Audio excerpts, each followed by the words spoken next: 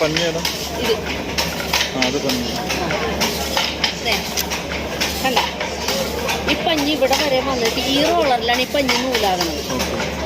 Thread കണ്ട ഇത് ത്രെഡിന്റെ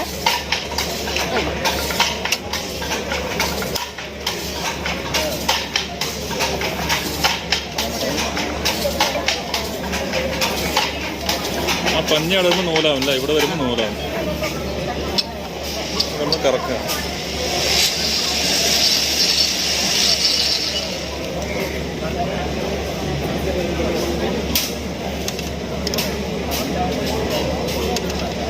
ഇതും കനം കൂടിയ നൂലല്ലേ? അല്ലല്ല, അത് പഞ്ഞിയാണ്.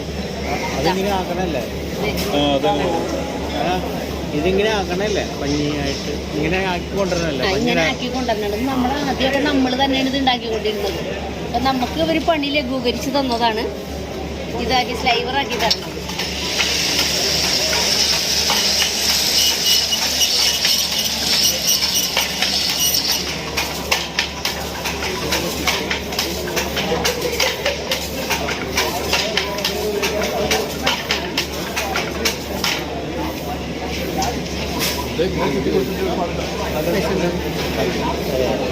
ചെറിയ റോളേക്ക് കൊടുക്കാമാർക്കുള്ള സാധാരണ കൊടുത്ത് 1000 വാങ്ങുമ്പോൾ ഞാൻ വാങ്ങുമ്പോൾ ചെറിയ കൂടുതൽ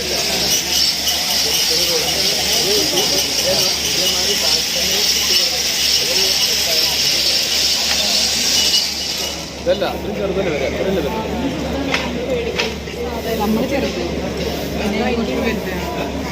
ഇതങ്ങനെ ചുറ്റി കൊടുക്കുന്ന മെഷീനാണോ? വലിയ റോളിന് ചെറുതാക്കി ചുറ്റി കൊടുക്കുന്ന മെഷീൻ അല്ലല്ലോ.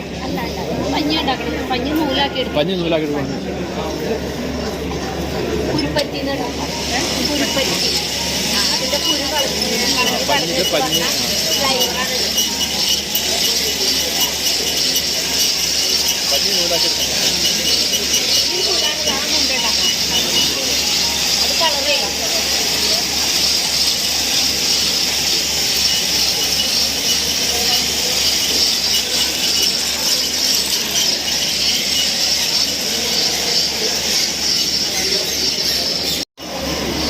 ആദ്യം അവിടെ ഒരു നൂലില്ലേ? ആ നൂലില്ലേ അവരുണ്ടാക്കുന്ന നൂല്, അതെ, അത് വേറെ സ്ഥലത്ത് ബ്ലീച്ച് ചെയ്യും. ബ്ലീച്ച് ചെയ്ത് കളർ ചെയ്ത് ഞങ്ങൾക്ക് തരും. ഞങ്ങൾ എന്നിട്ട് പശ എടുത്തിട്ട് അത് ഉണക്കി ഇതുപോലുള്ള ബോബിൽ കിട്ടും.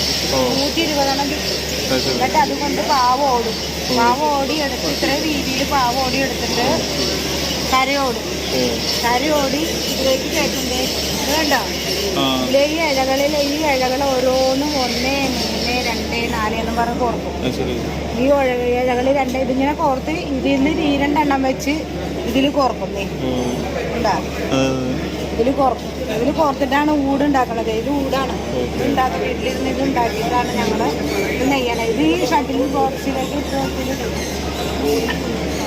ഷട്ടിലാണത്. ഇതിൻ്റെ ഉള്ളിലിടും. ഇതിൻ്റെ ഉള്ളിലിട്ടിട്ടാണ് ഇതിലേക്ക് ബോക്സിലേക്ക് ഇതുമായിട്ട് ബന്ധിപ്പിച്ചാൽ ചിറകണ്ട.